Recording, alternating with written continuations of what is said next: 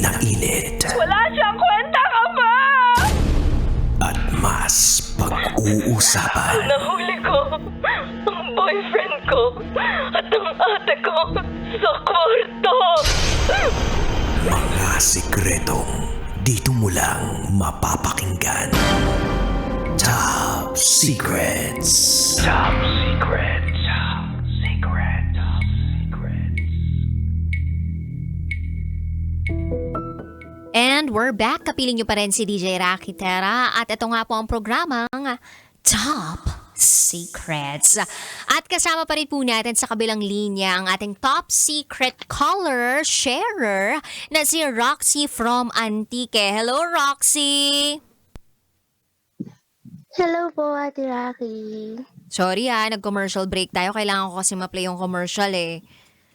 No, it's okay lang po. Ayan, nakakatuwa ka naman. I mean, ang cute-cute ng voice mo. Buti, bakit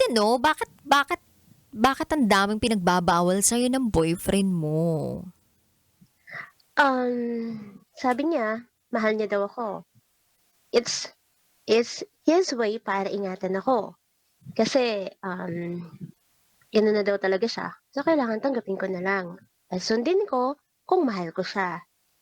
Kaya lang, ang unfair eh. Siyempre, hindi naman pwedeng lagi na lang ako yung sumusunod, tas lagi na lang rules niya. Dumating ako dun sa point, Ate Rocky, na ayun na, nagrebelde na ako. May nakilala ko na pinaparamdam sa akin na walang mali sa akin. Walang mali sa pananamit mo. Kailangan lang talaga na maging malawak yung pag-iisip ng boyfriend mo para ma-appreciate niya kung ano yung kaya mong isuot. Hindi ka naman kabastos-bastos eh. So, ituloy mo lang kasi mahirap yung nakadamit ka nga. Di ka naman comfortable, di ka masaya smile. Kasi pag nasa office ako, Ate Rocky, ayun eh, nakikita niya na sobrang lungkot ko. Eto bang naging karelasyon mo ay nakilala mo through what platform? Or kaopisina mo ba siya?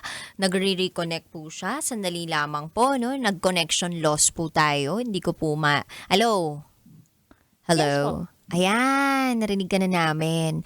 Nag-connection loss ka lang ha. Baka mamaya nawalan bigla ng signal sa inyo. Yes po. Naglalakad ka ba? Moving ka ba? Hindi naman. Hindi naman po kasi sa province po kasi ako, Ate Rocky, kaya yung signal namin di kagaya sa Manila. Kaya pala. But anyway, Roxy, gusto namin bigyan mo kami ng idea kung paano ka talaga manamit. Like naka-spaghetti strap ka ba? Pag nag-o-office ka? Ano bang mga damitan mo? Okay. Usually kapag nasa office ako, yung typical po na dress, hindi bawal po sa amin kasi naka-spaghetti. So, 5 days in a week nasa office ako paggabi. So, umaga tulog ako. Baby time, syempre, quality time para sa mahal. Pag umalis ako ng bahay, short lang, tamang short. Hindi naman yung talagang kita na yung kuyukot or yung pek-pek na short yung tinatawag nila tila. Ayoko rin naman. Pinalaki rin naman ako conservative na parents ko.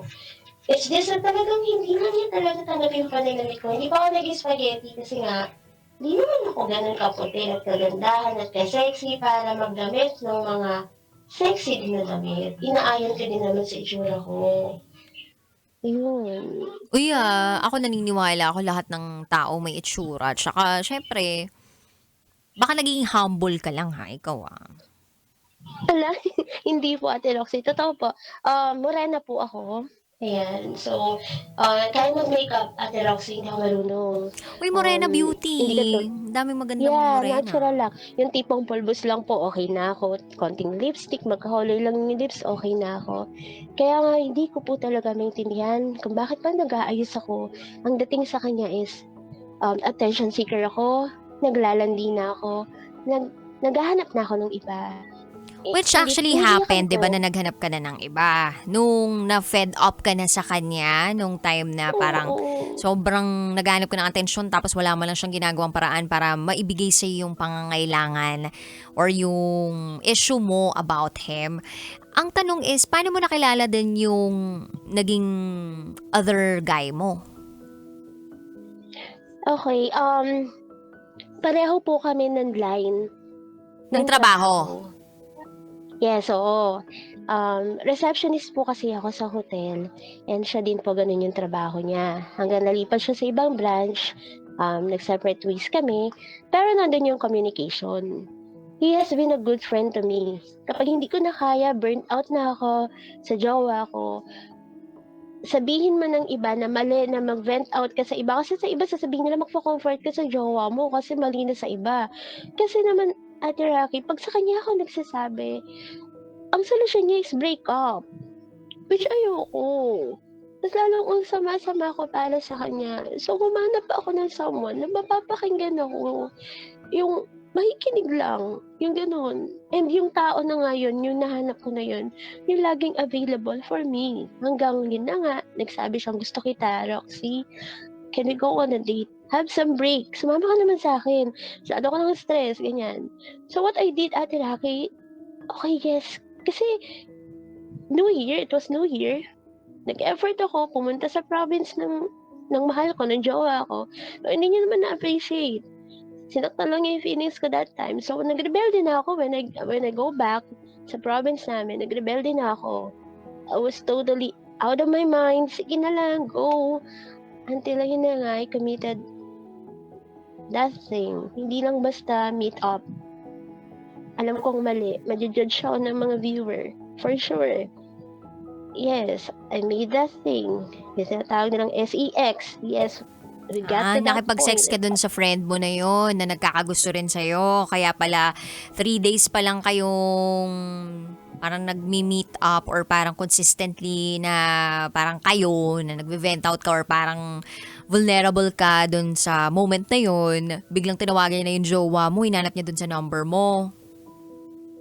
Oo, Ate Rocky, kasi sabi niya, "You were such a perfect girl for me. Sobrang gusto kita. Sinasayang ka lang niya. So ako na lang ang piliin mo. Iwanan mo na si jowa mo, tayo na lang. Total naman may nangyari na." Then I said no. Kasi hindi naman kita mahal. Talagang nasasaktan lang ako. And this is my way para gumaan yung nararamdaman ko. Alam ko mali, pero hindi kita mahal. Naging honest ako sa tao na yun. Kaya lang ayaw niya ako i-let go, Ate Rocky. So nalaban niya ako in a way na kinuha niya yung phone ko, tinawagan niya si jowa, pinagmalaki niya na hey, we had SEX, I had your girlfriend, let her go, kami na lang kasi hindi mo naman siya tanggap, binabaliwala mo siya, binabasura mo yung jowa mo. And ayun, So, nung nalaman nung boyfriend mo, hindi ba siya nakipaghiwalay siya sa'yo? O tinuloy-tuloy nyo pa talaga? At ikaw din, sabi mo ayaw mo makipaghiwalay sa boyfriend mo. Nakakakommit ka na ng mistake. Alam mo yung mahal mo, pwede ba yun? Mahal mo yung tao, but since meron kang ibang pangangailangan na hindi maibigay ng taong mahal mo, hahanap ka sa iba, ganun ba yun? kaya nga Ate Lucky yun nga po, nung nalaman niya po yun, syempre andun yung takot ko. Natural magagalit siya, normal reaction, 'di ba po? Masusumbatan niya ako. Pero ang sinabi niya is, "Umuwi ka." Dun nga po sa province ni jowa, mag-usap tayo. Hindi tayo maghihiwalay. Try nating ayusin. Yun yung sinabi niya. Kaso Ate Rocky, instead na maayos, lalo nag-fall apart. Sabi ko sa kanya, "Is it worth it? Nagkamali ako, sobra yung pagkakamali ko. You can even let go of me. Matatanggap ko, parusa ko na yun sa sarili ko, sa ginawa ko. Kasi naging marupok ako nagrebelde ako." Kaso sabi niya, "Hindi, tuloy natin yung relasyon." Sabi niya gano'n. Naisip ko din may pagkakamali din naman ako. Akala ko, Ate Rocky, na-realize niya yung mali niya. Sa pagkakamaling nagawa ko, baka may nakita siyang mali niya rin talaga sa sarili niya. Kaso, hindi pala. Mas lalong lumala. Nawala na yung respect, nawala na yung tiwala, nawala na yung love na dati. Medyo nararamdaman ko pa kahit sobrang nakakasakal na siya. And tinitake ko everyday kasi nga ako yung may mali. Kaya lang na-burnt out ako last time. Sinabi ko hindi porket nagkamali ako. Lahat na lang ako. So ayun. Ang hirap po Sobrang hirap. Tuwing kailan kayo nagkakasama ng boyfriend mo? Um, right now po, LDR kami. Kapag umuwi ako sa province, every weekend nagkakasama po kami. Bumabiyahe ako papunta sa province niya. I always make time kahit pagod ako sa work. So, ikaw yung Laki. pumupunta sa kanya at Ako. hindi siya yung pumupunta sa'yo? Minsan pumupunta siya sa akin kapag may away kami. Yan, kasi nga sabi niya gusto niyang bumawi. Kaso pagdating naman niya sa amin, away pa rin yung nangyayari. So, parang napupunta sa wala. Siguro, hinintay na lang namin mapagod yung isa't isa. Sobrang bigat na po eh. Ikaw ba, hindi ka ba napapagod na? Honestly, kung naririnig niya, pagod na po ako sa parusa niya. And kung nakikinig siya, or to everyone na nakakommit ng same mistake na nagawa ko, it's easy, totoo yun. It's easy to say, I forgive you, ayusin natin to, but it's hard to forget. And every time na maaalala niyo yung pagkakamali ng partner niyo, hindi niyo na namamalayan, nasasaktan niyo na din yung taong mahal niyo. Honestly, ngayon pagod na po ako, Ate Rocky. Like, parang gusto ko nang bumitaw, parang kanta. Ganun. Alam mo naman kung ano yung dapat mong gawin eh. Takot ka lang harapin ito. Kasi minsan sa buhay ng tao, ang iniisip niya, ang dami ko ng pinagdadaan ng shit o ang dami ko ng pinagdaan ng hirap eh. Ngayon pa ba ako susuko? Pero ang tanong, nakakabuti pa ba ito sa puso mo? At hanggang kailan mo pagbabayaran yung kasalanang nagawa mo sa jowa mo? Hindi ba dapat nung time na nagkapatawaran kayo at nag-usap kayo tungkol sa relasyong gusto ninyong buuin uli? Dun pa lang, nagkaroon na ng improvement. Hindi man agad-agad yung laki ng improvement, pero kahit paunti-unti. At sana sa 10 hakbang mo papunta sa boyfriend mo, siya rin namang magbigay ng 5 para magtagpo kayo sa gitna. Hindi naman laging dapat ikaw yung mag-a-adjust para sa kanya. Parehas kayong nagkamali rito. At kailangan mo maging totoo sa sarili mo. Kung eto bang taong to ay nakakabuti pa sa puso mo. Kasi kung mas lumalamang na yung mga gabi na umiiyak ka kaysa sa sumasaya ka, this is not the right relationship for you. Honestly, kung ipagpapatuloy mo to, patuloy din ang paghihirap mo. Hindi ko sinasabing walang hirap pagdating sa relasyon. There will always be tough times and difficult times. Pero wag sanang iparamdam sa'yo ng partner mo na nag-iisa ka sa laban mo. Kasi kung tutuusin, ang relasyon ay partnership ng dalawang taong nagmamahalan. And if you feel like ikaw na lang mag-isa ang lumalaban at yung isa nakikipag-away sa iyo, lumalaban sa iyo, then nasan doon yung partnership na tinatawag ng magkakarelasyon? This is teamwork. And there is no I sa salitang teamwork.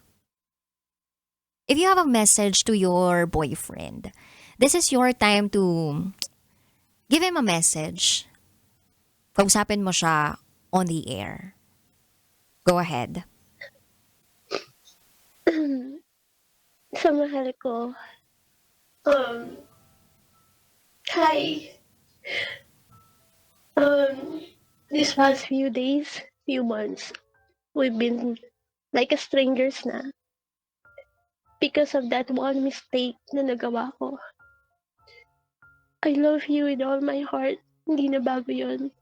Even I was in that point na rebellious na ako. Ikaw pa rin yung naiisip ko. And ikaw pa rin yung pangarap ko up until the end. Kahit ang sakit-sakit na. I wish one day, kaya mo na akong patawarin ng buo. Kasi I paid too much. Kung mahal mo talaga ako, hindi mo ako paparusahan ng sobra-sobra. Kung mahal mo ko, hindi mo ako hahayaang umiyak. Hindi mo ako babaguhin para lang mahalin mo. Sa mahal ko, I'm sorry. I wasn't the best and the perfect girlfriend for you. The ideal girl na gusto mo. I'm sorry sa pananamit ko. You know naman, Kapag binibili mo ako ng damit, I wear it. Sinusuot ko yun even out of my will. It's because I love you. Because I love you so much. And I'm sorry sa choice of song ko na hindi mo rin gusto. I'm sorry for everything. For disappointing you. And I hope one day ma-realize mo, may nagawa din naman akong tama. Hindi ko na sasabihin kung ano. Ayokong manumbat. Ayokong isa-isahin. Kasi ginawa ko yun out of love. And you know that. Mahal, pagod na ako. Pagod na ako. I'm so hurt. When yung pain, yung love, natatabunan na ng pain. Like one day, pag hindi mo na ako narinig, pag hindi na kita tinawagan, pag hindi na ako umiyak sa'yo, I hope naging okay ka na. I hope naging masaya ka na. Kasi nagawa ko naman na lahat. That's the best part of me. I know, kahit nagkamali ako, nagawa at nabigay ko naman lahat sa'yo. I love you. Mahal kita. Sobra.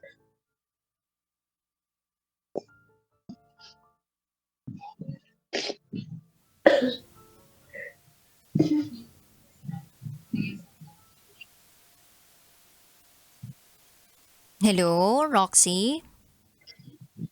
Yes po. Oh, pwede ka na Sorry. huwag ka mag-sorry. Ito naman. Magsinga ka na ng sipon mo, okay lang. Off ko muna yung mic mo kung gusto mo. Tissue. O, pwede kang suminga dun sa damit na binili niya para sa'yo. Oo nga, parang nakabawi na ako nun, Ate Rocky. Ayaw mo ba Asan nun? na ba yun? Libreng mga damit, di ba, mula sa kanya. Baka naman yung mga pinamimili niya. Nun. Ay, di ba? At least nagkaroon ka ng mahal na damit. Alam mo, may iba akong kilalang ginawa nila. Yung mga damit na binigay sa kanila ng ex nila na medyo mamahal. O kaya ng jowa nila ng mahal tapos hindi na nila kinakaya yung pakikipagrelasyon, nakipag-iwalay sila. Binibenta nila. Kumbaga, uso na yung ganun na. Ako dati, di ba, na-engage ako.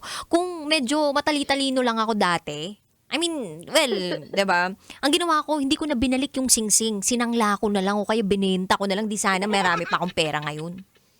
Wow, oo nga, Di ba? Mga Yun ganon. nga, Ate Rocky. Bakit kailangan ibalik kapag nagbe-break? I was thinking to keep it Kahit sabihin niyo, "Hoy, balik man sa akin yan." Sabi ko. Sa isip ko ngayon pa lang, hindi pa kami nagbe-break. Iki-keep ko. Kasi, Diyos ko, ininvest ko lahat Deserve ko naman siguro tong mga bagay na to. And yung memories, alam mo yung sentimental value, Ate Rocky, even if it hurts you, yung lesson nandun Nandun yung lesson pag tinitingnan ko yung mga gamit na nandito ngayon sa harap ko. Wala lang, share ko lang. Naiintindihan kita, nagigets kita dun sa part na yun. Pero kanya-kanya naman kasi tayo ng way of moving on or parang keeping Yes. up sa lahat ng mga bagay or getting by with the things happening to us. Kanya-kanya tayo ng paraan. So do you kung ano yung makakatulong palagay mo sa sarili mo. If yung things na binigay sa'yo ng ex mo, makapagbibigay sa'yo kahit papano ng pakiramdam na ito yung mga bagay na nagsisimbolo ng lessons sa buhay ko, sa nakaraan ko, then tago mo. Okay lang yun. At saka, never regret the things that made you happy and never ever regret people, diba, that came into your life that who somehow made you happy, diba? So, itong mga taong to, parte sila ng buhay natin. They may not be for a lifetime. They may not be with us in a lifetime. Pero, still, they are a part of us, 'di ba? Sabi nga, we are a mosaic of the people we've met.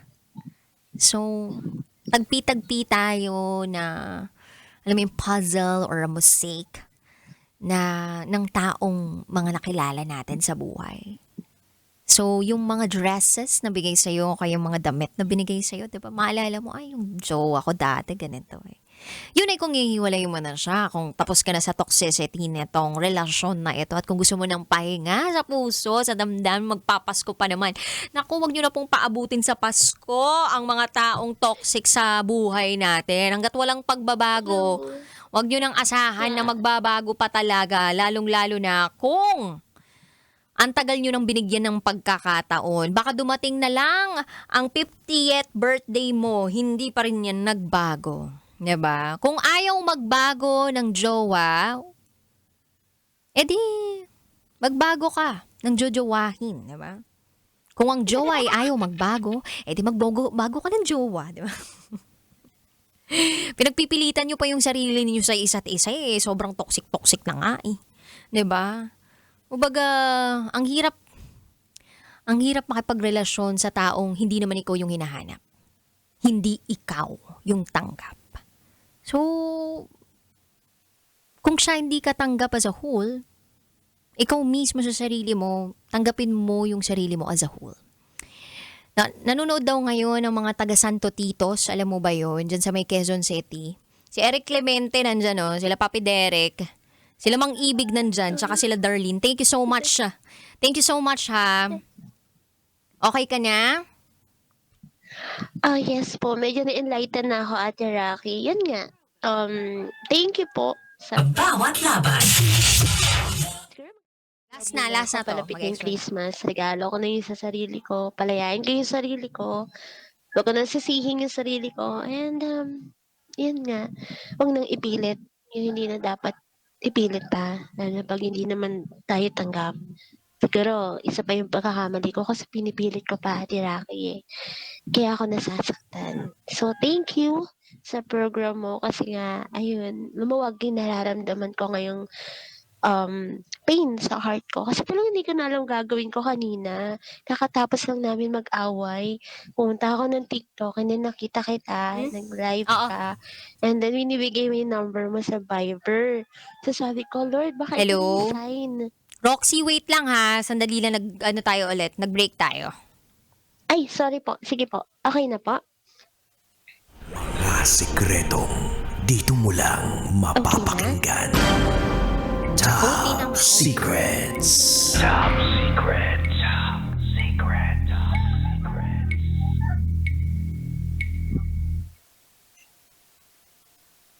At bigla pong naputol kanina ang ating caller dahil bigla na naman po tayo nag-break. Maraming salamat po dahil hindi pa rin kayo bumibitaw ngayon. At kasama pa rin natin si Roxy na kanina ay talagang naluha at napalabas ang uhog sa kanyang ilong. Grabe. Roxy, thank you so much for sharing and I hope gumaan kahit papali yung nararamdaman mong bigat. Po sa lahat. Lalo sa'yo, Ate Rocky. Salamat po. Thank you, thank you. I wish you all the best ha. Balitaan mo kami kung sakali man na naghiwalay na kayo at nasa magandang state ka na ng iyong buhay na healthy at tanggap na tanggap ang sarili, magandang pakiramdam. Alright? Yes po. Thank you po. Yes. Thank you. Ingat Sa lahat po, lagi. Sana na-inspire kayo. Bye-bye po, Ate Roxy. Ay, Roxy, Ate Rocky. Thank you. Thank you. Bye. So, yun lang yun, guys, 'di ba? Minsan alam naman natin kung ano yung sagot sa problema natin. Anong solusyon sa problemang meron tayo. Pero hindi lang natin maharap yung katotohanan. Na yun na yung dapat talaga natin gawin kasi baka meron pang paraan para gumanda yung sitwasyon natin o baka meron pang hindi natin alam na paraan na pwede nating madiskubre para maayos yung sitwasyong kinalalagyan natin na mapuntahan pa rin natin yung gusto natin. Pero madalas kasi yung mga bagay na gusto natin, hindi pala nakakabuti sa atin. Kaya nga, ang dami nating plano sa mundong ito na sumasama loob natin kapag hindi natutupad. At may mga bagay tayong hinihiling na ikinasasama ng loob natin kapag hindi na ibibigay ng may kapal. Pero tandaan mo, yung mga bagay na hindi na ibibigay ng may kapal para sa'yo, ay may dahilan. Yun ay dahil alam niyang hindi ka mapupunta sa kabutihan pag ibinigay niya yun sa'yo. At kapag ipinagpatuloy niya pa yun para sa'yo. So tatandaan mo na may mga bagay tayong hiniling na hindi man natutupad pero marami pa ring ibinibigay ang may kapal na kahit di natin hinihiling, ay ipinagkakaloob niya sa atin. At ito yung mga pinakamalalaking biyaya sa buhay natin. Letting go is also a blessing. Some people may not see it as a blessing because they see it as a brokenness. Pero letting go of someone you love that is toxic is a blessing. Nakakapag-open ka sa mga ibang tao, nas nagkakaroon ka ng kalayaan at higit sa lahat kapayapaan. At kapag nakatagpo ka ng taong makapagbibigay sa'yo ng kapayapaan, yung kahit minsan boring, tanggapin mo. Kasi baka yun naman talaga yung tamang relasyon para sa'yo. I-drop nyo na yung feeling na madami kayong butterfly sa stomach ninyo, yung nakakakilig, nakakaba, nakaka-excite. Ewan ko sa dinami-rami ng lalaking natagpuan ko sa buhay ko. Ito, natatawa ako. Sa akin talaga nang galing yun, no? Hindi kasi naging serial dater ako nung nakaraan. Dati. Bago ko natagpuan yung fiancé ko ngayon. Dami akong mga naging kadate. Not jowa ha. Pero may dalawa lang ako naging ex-boyfriends. Pero itong mga taong to, masasabi ko na they made me feel na dapat nakikipaglaban ako talaga sa relasyon.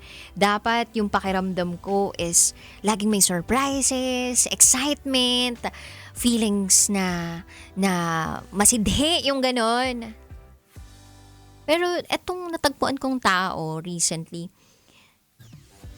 sobrang panatag lang. Minsan nga masasabi ko boring kasi ito naman na halos lagi namin ginagawa, ganyan. Walang pag-aalala masyado. Mag-aalala ka kapag long drives, ganyan. Medyo matagal lang mag-update kasi nasa na kaya, whatever. Pero other than that, it is somehow boring but so peaceful. And that is home. Home. Tahanan. Yung pwede kang tumahan. Yung pwede kang magpahinga. Yung ang gulo-gulo na ng mundo. At ang daming taong sobrang ingay. Sobrang daming kalat sa mundong ito. Ang gulo-gulo. Pero tong taong to, minsan maingay, makulit, ganyan. But it gives you a sense of home. A sense of peace. Your safe space. Your haven. And you are so lucky enough to find someone like that. At kung hindi mo pa natatagpuan yung taong ganun para sa'yo, I hope you'll find one. You just have to let go of the person na pinipilit mong maging tama para sa'yo. Huwag mong ipilit ang maling tao na maging tama para sa'yo. Sa mga kabisyo natin na gustong mag-share ng kanilang top secrets, share it to me mamaya na lang, ha? Kasi matutulog na kami ni Boy Pindot dahil nag-overtime na naman ako. Sorry talaga, Boy Pindot. Happy birthday kay Jawo. Happy birthday din kay John. Happy birthday din kay Ryan na nagse-celebrate sa Santo Titos. At sa lahat ng buong sambayanan ng mga whiskey lover dyan sa Santo Titos, mabuhay kayong lahat. And this has been yours truly, DJ Raketera, and you are tuning here at 90.7 Love Radio. Kailangan pa bang i-memorize yan? Basic. Basa Princess, signing off. Mamaya na po, FGM. Tambalang. Hindi Nicole Ayala at Chris Chopera. Mamaya pa silang tanghali. Kundi, feel good morning, peeps. Tanya Chinita, Uncle the Gall. Bye-bye. Good night, guys. Kailangan pa bang i-memorize yan? Love Radio. Basic!